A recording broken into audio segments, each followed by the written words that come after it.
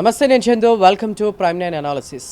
ఎన్నికలు దగ్గర పడుతున్న వేళ కొత్త పొత్తులు ఎత్తులు కూడా మనం చూడబోతున్నాం. ముఖ్యంగా గతంలోనే చంద్రబాబు అరెస్ట్ సమయంలో ఆయన జైలు నుండే ఆయన ప్రకటించడం జరిగింది. తర్వాత పవన్ కళ్యాణ్ కూడా బయటకు వచ్చి మాట్లాడారు, టీడీపీతో పొత్తులో ముందుకు వెళ్తున్నామని. ఏదైనప్పటికీ కూడా ఆంధ్రప్రదేశ్లో ఎదురవుతున్నటువంటి పరిస్థితులు, జగన్ ప్రభుత్వ వైఖరికి వ్యతిరేకంగా కూడా ఇరు పార్టీలు కూడా పొత్తు పెట్టుకున్నాయి. ప్రజల గురించి ఆలోచించి ఒక అడుగు ముందుకు వేశాయి.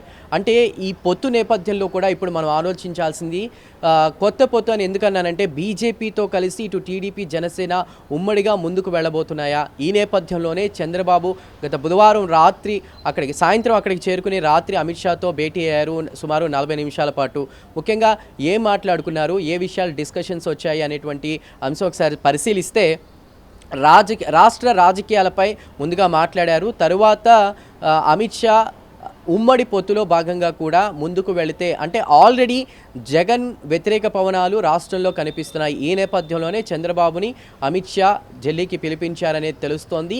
ఈ విషయంలో కీలక పాత్ర పోషించింది మాత్రం జనసేన అధినేత పవన్ కళ్యాణ్ అనే మనం చెప్పుకోవాలి. ఎందుకంటే దాదాపు 2014 ఎన్నికలకు చూసుకుంటే ఆ రోజు పొత్తులో భాగంగా కూడా విజయం సాధించింది టీడీపీ, జనసేన ఉమ్మడిగా కూడా. మరి ఇప్పుడు 2019లో చూసుకుంటే కనుక ఏదైతే పొత్తు లేకుండా బయటికి రావడంతో కూడా ఆ వైఫల్యాన్ని చంద్రబాబు తెలుసుకున్నారు. మళ్ళీ ఏదేమైనప్పటికీ కూడా జనానికి సంబంధించి రాష్ట్ర ప్రయోజనాల దృష్ట్యా కూడా ఆయన పొత్తులో భాగంగా ముందడుగు వేశారు.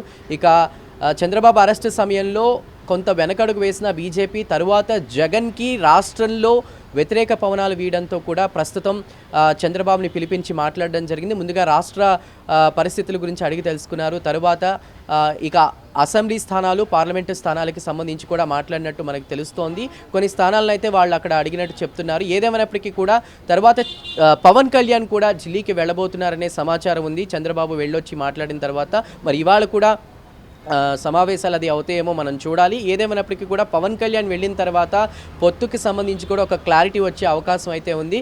ఇక ముఖ్యంగా మనం చూడాల్సినటువంటి అంశం, 10 అసెంబ్లీ స్థానాలను, 7 లోక్సభ స్థానాలను కూడా బీజేపీ కోరుతున్నట్టు తెలుస్తోంది. అయితే అందులో ఏదేమైనప్పటికీ కేంద్రంలో అధికారమే లక్ష్యంగా కూడా బీజేపీ ముందుకు వెళుతోంది. ఈ నేపథ్యంలోనే రాష్ట్రాలలో కూడా బీజేపీ మార్పు ఉండేలా చూసుకుంటుంది.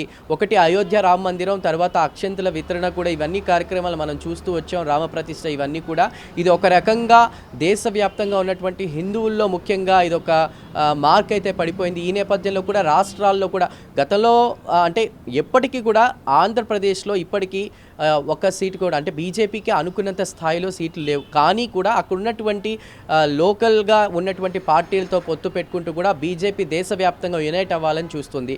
దేశ ఐక్యతకు అటు బీజేపీ ఉంటే, రాష్ట్ర ప్రయోజనాలకు, రాష్ట్ర ఐక్యతకు టీడీపీ, జనసేన కూడా ముందుకు వెళుతున్నాయి. కానీ ఈ యొక్క పొత్తుకి సంబంధించి కూడా గతంలో చంద్రబాబు పార్టీ నుంచి అటు బీజేపీ పార్టీ నుంచి, అంటే ఎన్డీఏ నుంచి బయటకు వచ్చేసినప్పటికీ కూడా ఈరోజు మళ్ళీ వెళ్ళి ఎన్డీఏతో మాట్లాడి పొత్తు పెట్టుకోవడంలో మాత్రం పవన్ కళ్యాణ్, జనసేన అధినేత అయినటువంటి పవన్ కళ్యాణ్ ఒక కీలక పాత్ర పోషించారని మనం మాట్లాడుకోవచ్చు. ఏదేమైనప్పటికీ కూడా ఇవాళ రేపట్లో కూడా మరి పవన్ కళ్యాణ్ అటు ఢిల్లీకి వెళ్ళబోతున్నారనే సమాచారం అందుతోంది.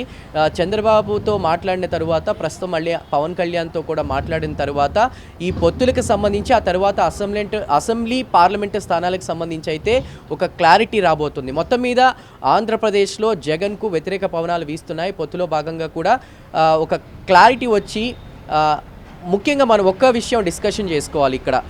ఆల్మోస్ట్ టీడీపీ, జనసేన పొత్తు తరువాత జగన్కు వ్యతిరేక పవనాలు వీగానే ఈ రెండు పార్టీలే నెక్స్ట్ అధికారంలోకి రాబోతున్నాయి అనేటువంటి సంకేతాలు బీజేపీకి తెలిసిపోయిందా? ఆ నేపథ్యంలోనే చంద్రబాబుని పిలిపించాయా? ప్రస్తుతం పవన్ కళ్యాణ్ కూడా పిలిచి మాట్లాడిన తర్వాత ఒక క్లారిటీ అయితే వచ్చే అవకాశం ఉంది.